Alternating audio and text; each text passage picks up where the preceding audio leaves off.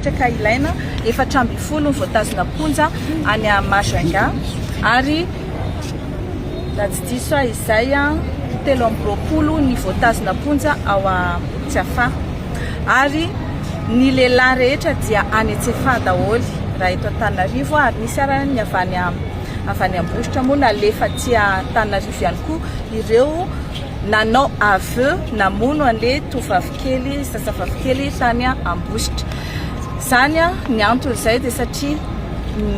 tezitra ny vahoaka ary ekena hoe matezitra tokoa le zavatra mitrango fa na izany arany tsy mety ny manao an'le fitsaram-bahoaka sanatria amaky fonja dia ivoaka daholo indray ny voafonja izay mety ho dangereux ihany koa. Izay zany mahatonga anay mandray fepetra amin'le famondrana an'ireo olona aty Tsiafa ary fantatritsika fa Tsiafa aloha amin'izao tsy azo vakiana.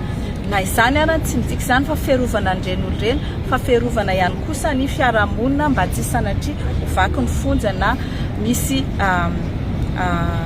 olona tsy tokony ho izy hiarany fitsaram-bahoaka. Fa raha ny mikasika an'ireo olona izay manao aveu dia izahay dia tsy hitsitsy. Malheureusement moa isika tsy mahafaka manao any atao hoe peine de mort sy ny chaise électrique